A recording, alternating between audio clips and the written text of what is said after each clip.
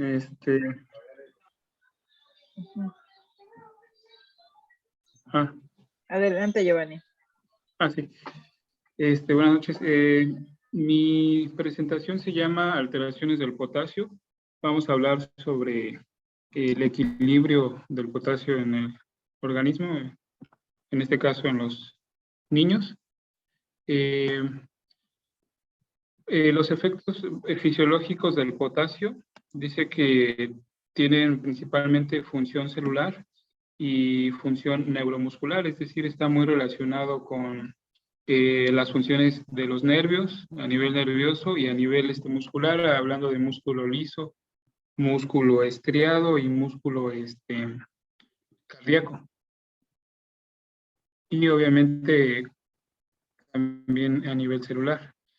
En cuanto a la homeostasis del potasio, se mencionaba que el potasio se puede adquirir a través de la ingesta y tenemos un equilibrio con el organismo a través de principalmente la orina, que es un 80%, y un 15% puede ser a través de las heces y otro 5% en sudor. En el caso del sudor, no es tan común, pero mencionaba que en caso de que hubiera una sudoración excesiva, en lugares muy cálidos, pudiera también afectar ahí la homeostasis con más excreción de potasio. Pero el mecanismo principal que regula el potasio en el organismo es a través de nivel renal, a través de la orina. En condiciones normales, el organismo puede alterar a condición, ¿no? De cómo esté, de que necesite o no el potasio, puede hacer que a través de los riñones se absorba más potasio o se excrete más potasio. Sin embargo, cuando hay alguna situación de enfermedad, esto se puede ver más afectado.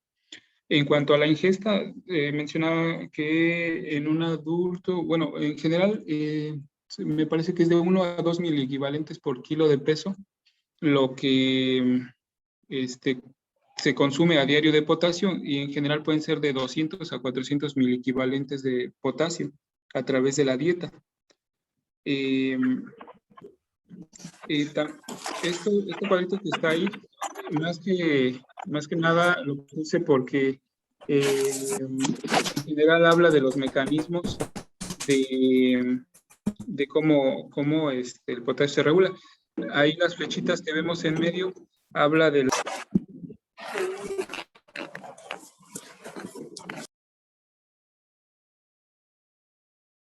Giovanni, ¿puedes reactivar tu audio de nuevo?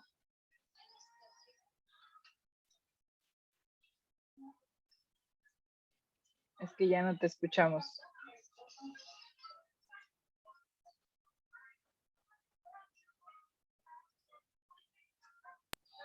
¿Ya? Ahí está. Ya estoy activado. Ok, Ok. Continúa, por favor. Sí, perdón. Le decía que las flechitas que están en medio significan el mecanismo de redistribución del potasio. Esto quiere decir que el potasio puede entrar y salir o cambiar de espacio del intracelular al extracelular a consideración. Y eso habla del mecanismo de redistribución. Dependiendo, obviamente, de las situaciones, como el organismo lo va a redistribuir usando lo que es la bomba de sodio-potasio. En condiciones normales, la bomba de sodio-potasio necesita de la insulina y de glucosa para que pueda ser activada la bomba de sodio-potasio. Entonces, en condiciones normales, el potasio entran 2 miliequivalentes de potasio, 2 iones de potasio y salen 3 iones de sodio de la célula. Esta a su vez arrastra agua. Normalmente el potasio es el ion, el electrolito o catión más abundante a nivel intracelular. Hay hasta 150 miliequivalentes a nivel intracelular, lo que equivale a un 98%, y a nivel extracelular no es el cation más abundante, ya que sería el sodio, solo representa el 2%. Ahí les puse un 4%, pero sabemos que lo normal es entre 3.5 hasta 5.5 miliequivalentes. Creo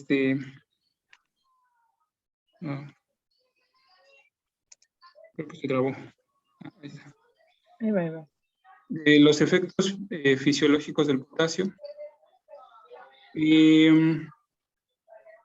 Los factores que pueden favorecer bueno, primero hablando de hipopotasemia, va a ser la alcalosis metabólica, y lo contrario, la acidosis metabólica va a favorecer la hiperpotasemia. Decíamos que la insulina, como la bomba de sodio y potasio trabaja con la insulina, va a favorecer lo que es el movimiento de potasio al intracelular, formando lo que es una hipopotasemia. La estimulación del beta adrenérgico a través de la adenilciclasa activa el AMP cíclico y provoca también lo que es la hipopotasemia. La aldosterona o el eje renina-angiotensina-aldosterona, en el caso de un hiperaldosteronismo primario o secundario, a través de la aldosterona, también favorece la hipopotasemia. Esto porque favorece la absorción de sodio y potasio, y excreta una absorción de sodio y agua secundariamente, y excreta potasio al túbulo colector. Eso se hace a nivel del túbulo colector distal y a través de el asa de Henle, me parece. Ese efecto de la aldosterona. Y las enfermedades ahí involucradas normalmente es el hiperaldosteronismo primario y hiperaldosteronismo secundario. En el caso de la hiperpotasemia, la sobredosis de licitálicos también está involucrada. Y les puse esta imagen del efecto hipocalemia de la estimulación beta 2, porque ahí quería yo, bueno, me pareció que los beta 2 adrenérgicos son los más involucrados en este caso, porque de hecho representan parte del tratamiento en el caso de la hipercalemia. Y en el caso de la hipopotasemia pueden ser, por ejemplo, los niños que usan aerosoles o los nebulizan, también puede hacer que les cause hipopotasemia, hipocalemia. Entonces ahí en la imagen dice que a través de la adenilciclasa se estimula el AMP cíclico, y eso estimula la ATP, a la formación de ATP, y ya hace lo que decíamos, salida de potasio, 3 iones, y entran 2 de potasio. Y lo contrario, en el hipercalemiante se cancela la adenilciclasa, ya no estimula la ATP a través del AMP cíclico, y ya se cancela el mecanismo de reentrada de potasio y salida de sodio. En el caso de la acidosis también lo puse ahí porque es lo contrario también. En caso de alcalosis, puede provocar una hipopotasemia por cambio de hidrogeniones con la bomba de sodio y potasio. Entonces, del líquido extracelular entran iones hidrógeno y salen iones potasio. Y eso, en el caso de la acidosis, sí nos va a provocar una hipercalemia. En el caso de la hipopotasemia es al revés. Hay un intercambio de iones con los hidrógenos, pero el potasio sale y los hidrogeniones no, al revés. El potasio entra. Ajá, el potasio entra y los hidrogeniones salen para regular el Para pH. hacer la alcalosis. Ajá. Ajá, para hacer el organismo regule el pH. Es un mecanismo de homeostasis. Entonces, importante, cuando tienen un paciente con hipercalemia, rueguen que tenga acidosis metabólica, porque entonces esa hipercalemia no es real, es una pseudohipercalemia. Ahora, si tienen un paciente con acidosis metabólica e hipocalemia, aguas, esa hipocalemia es más grave de lo que se demuestra, ¿vale? Entonces, por eso es importante que tengan en cuenta eso. Ahora, si tienen un paciente con hipocalemia y alcalosis metabólica, pues eso es esperado. probablemente tenga un potasio normal o no tan bajo como lo tenga. Pero pues ahora sí que la única forma es de corregir en primer lugar el trastorno ácido-base y ya después vamos a ver cómo se va a comportar el electrolito. Sí, entonces muy importante eso, siempre que tengan una hipercalemia, bueno, las dos son muy graves, pero lo más común es lo que vemos es la hipercalemia. Siempre que tenemos una hipercalemia hay que determinar cómo está el estado ácido-base. ¿Tiene acidosis o tiene alcalosis? ¿Vale? Muy bien, continúa. Sí, de hecho, Continúa, decía que Giovanni. como... Ah, gracias.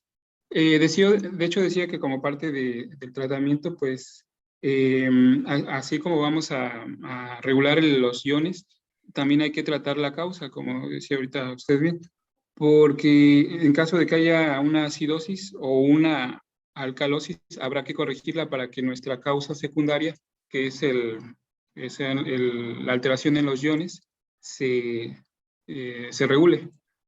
Porque de hecho se mencionaba que la alteración de los líquidos y electrolitos realmente no son una enfermedad, sino normalmente son una causa secundaria a otras enfermedades. Entonces habrá Es que un reflejo, tratarlas. exactamente, es un Ujú. reflejo de algo que está pasando. Ujú. Entonces, primariamente tendríamos que tratar la causa para también de esa manera corregir el desequilibrio hidroelectrolítico. Okay. Ahí le puse el ejemplo también de la hiperosmolaridad porque decía que cuando hay un estado hiperosmolar, por arrastre, jala potasio y ahí provoca lo que es una hipercalemia. Jala potasio del Imagínense intracelular al entonces extracelular. cómo se encontraría en un paciente con cetoacidosis diabética que de por sí tiene depletado o tiene disminuido los niveles de insulina, más aparte tiene un estado hiperosmolar, ¿no? Tiene sí, la osmolaridad sérica está incrementada. Entonces, pues todavía eso favorece más la hipercalemia, Ujú. ¿vale? Y sobre todo en los pacientes con estado hiperosmolar, más porque la osmolaridad aumenta más todavía, entonces va a Así causar es. más hipercalemia. Ujú. Y ahí esa imagen de las puse es el del manejo renal del potasio. Básicamente lo puse porque el potasio es más regulado a nivel del riñón. Ahí vemos lo que es la arteriola aferente, el glomérulo y la arteriola aferente, la cápsula de Bowman, y dice que en el 90% del potasio se reabsorbe a nivel del túbulo proximal. Ajá, y en el asa de Henle se reabsorbe otro 10%, excretándose solo un 10% en condiciones normales. Pero el organismo es capaz de regular este mecanismo dependiendo las necesidades. Entonces, por eso es importante saber que, por ejemplo, cuando usamos diuréticos de asa, sabemos que provocamos una hipocalemia, ¿no? ¿Por Ajá, qué? Porque suena. en ese lugar es donde se reabsorbe la mayor parte del potasio y no lo estamos permitiendo, estamos haciendo que pues saque todo el líquido. Como yo les comentaba, los electrolitos no van solos, siempre van con agua, o sea, nunca vamos a hacer pipí con cubitos de sal, ¿no? Entonces, siempre va acompañado de agua. En este caso, pues es muy importante, está muy bien esta imagen porque aquí demuestra que si nosotros tenemos una alteración tubular, en el caso del asa de Henle, en el túbulo proximal, pues nosotros vamos si tenemos, por ejemplo, un síndrome de Fanconi o una tubulopatía secundaria a quimioterapia o algo así, pues vamos a saber que, bueno, si tengo hipocalemia y es un paciente que tiene cierto trastorno tubular, pues podemos tener, puede ser secundario a una quimioterapia como el cisplatino, el carboplatino, que son los que lesionan mucho más esa parte del túbulo, ¿no? Sí. Ok, continúa. Sí, de hecho decía que también en los trastornos de lisis tumoral o en cuando hay cáncer, en este caso, puede provocar el efecto que es la hipercalemia, porque hay un trastorno donde las células, el potasio que está intracelular puede liberarse a extracelular y va a causar Sí, en la hiperpotasemia. lisis tumoral sabemos que Bueno, ahorita ya mostraste, el potasio es el catión más importante a nivel intracelular. A nivel extracelular, lo vamos a ver más adelante, es el sodio. Entonces, la lisis tumoral, pues obviamente su nombre lo dice, es la ruptura de las células, en este caso cancerígenas. Y adentro de las células hay potasio, hay fósforo, hay ácido úrico, ¿no? El ADN de las células. Entonces, al haber un exceso en la producción de potasio, pues el riñón no se da abasto y puede sopesar hasta cierto punto la liberación del potasio como debe de ser. Entonces, por eso en este caso de lisis tumoral utilizamos las medidas antihipercalémicas, el mantener un estado ácido-base, el utilizar diuréticos de asa que nos provoque la liberación de más potasio. Sin embargo, es tanta la sobrecarga de no nada más de potasio, sino de fósforo, de ácido úrico, que puede hacer una necrosis tubular, una lesión renal aguda y una necrosis tubular. Entonces, pues los túbulos, el glomérulo pues se va a colapsar y por eso en algunas ocasiones requieren incluso de terapia de sustitución renal. Entonces, sí es muy importante tener en cuenta ahora, como tú lo mencionabas, los trastornos electrolíticos no son puros como tal.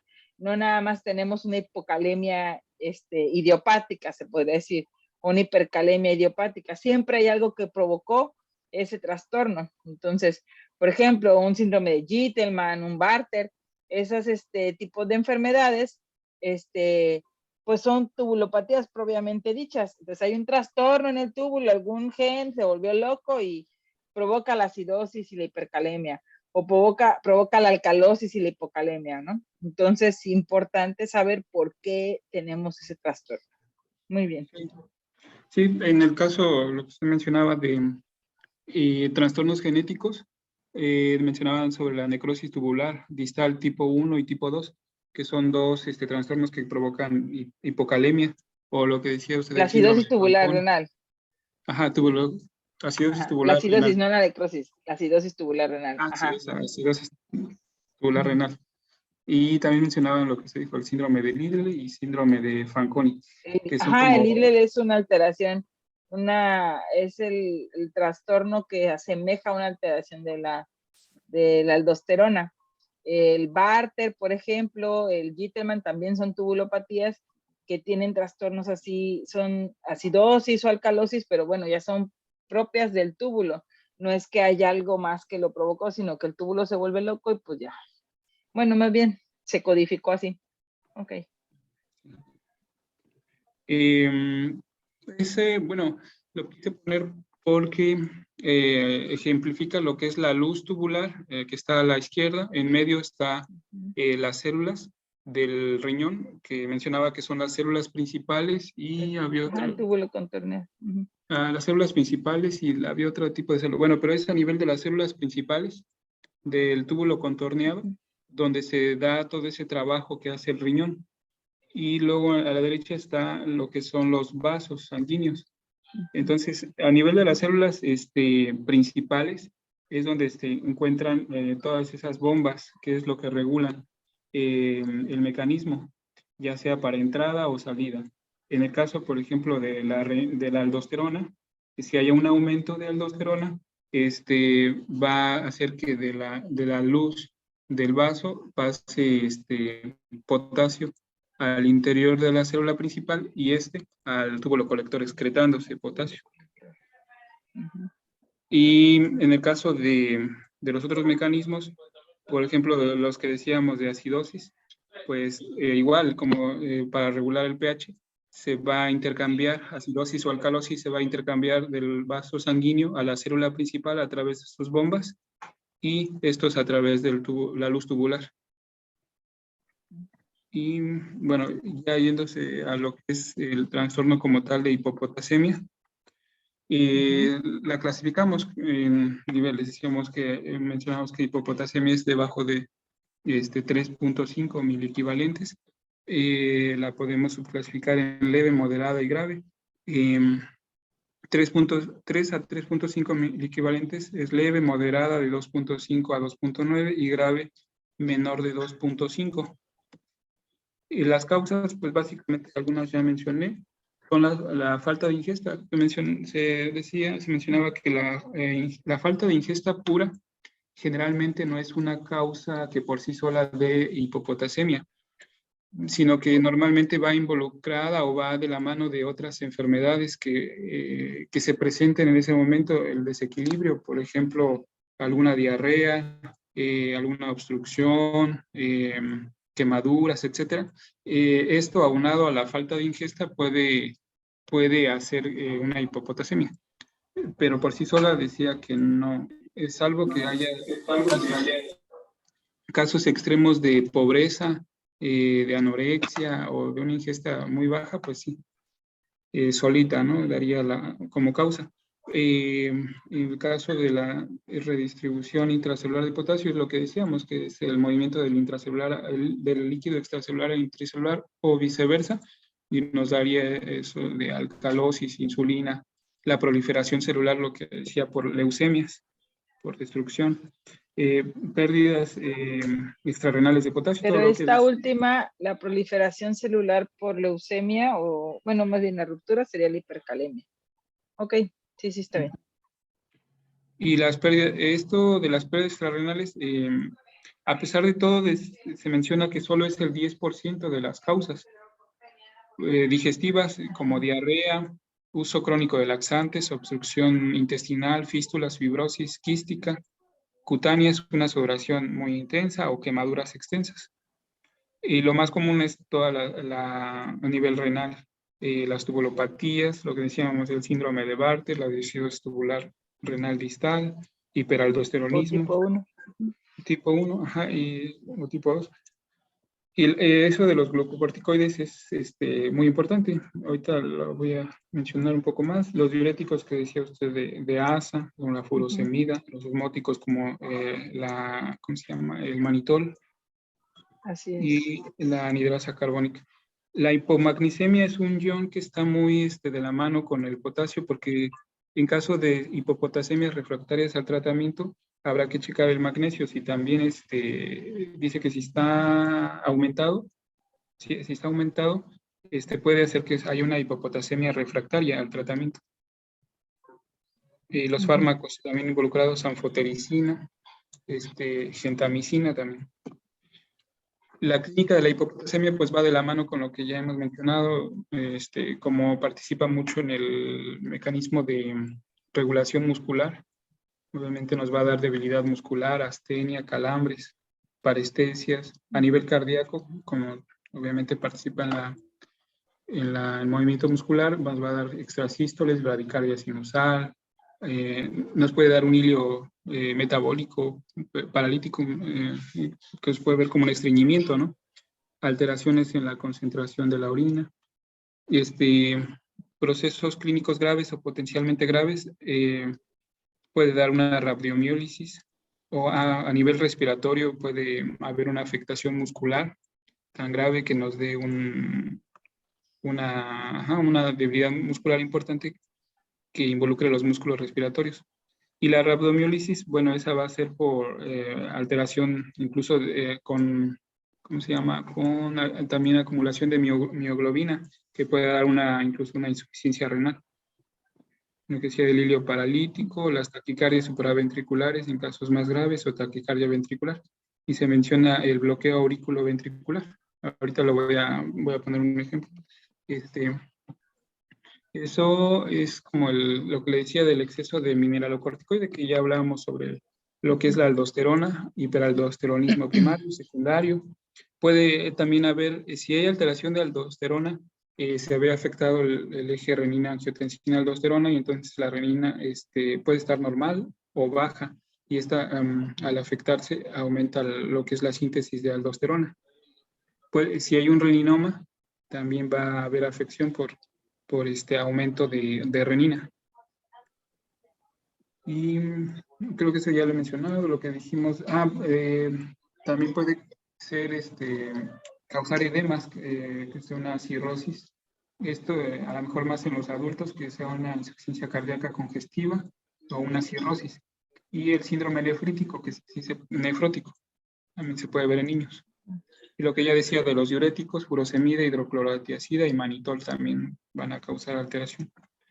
Las alteraciones a nivel electrocardiográfico, pues principalmente se va a ver un aplanamiento de la onda T, o incluso que se vea invertida la onda, la onda T, y puede verse algo que se llama onda U. La onda U. Ujú. Ujú. Y se menciona también prolongación del segmento ST, que se vería como un bloqueo auriculoventricular de primer grado. Ujú. Ajá. Entonces, si se dan cuenta en la imagen que has puesto de los trazos electrocardiográficos, mientras más baja el potasio, hay aplanamiento de la onda T, ¿sí? Ujú. Y aparición de la onda U. En un primer lugar, pues no se ve del todo la onda U cuando el paciente tiene un potasio normal. Sin embargo, cuando ya tiene 2 de potasio, ya se empieza a ver más elevada, discretamente, pero se observa. Y lo que más llama la atención es el aplanamiento de la onda T. Entonces, si no tenemos la manera de poder determinar de manera sérica el nivel de potasio, sí podremos determinarlo con un electrocardiograma, ¿no? Ujú. Entonces, y siempre que tengan un trastorno de potasio, hay que tomar un electrocardiograma para saber si hay repercusión. Y de eso va a depender la necesidad de hacer una corrección en agudo o bien incrementar solo el aporte, ¿vale? Sí. Sí, la corrección en agudo decía que eran niveles ya más bajos, en caso de severos o incluso moderados, si va O de la haya mano con los, repercusión. Ajá. ajá, haya traducción electrocardiográfica. En casos leves se mencionaba que no era tan necesario y mucho menos si no había traducción. Uh-huh. Ahí ese cuadrito lo puse porque como que se ve todo, pero todo el panorama. Si hay criterios de gravedad, lo que decíamos, criterios de gravedad como las alteraciones electrocardiográficas, si va de la mano con una hipomagnesemia, que habría que corregir, si hay una acidosis, corregir, o si hay una alcalosis. Si no lo hay, entonces dar potasio por vía oral y sus preparados. Y si sí lo hay, pues hacer una corrección intravenosa. Y esas dosis que puse ahí son de adulto, pero ahorita voy a mencionar las de niño. Uh-huh.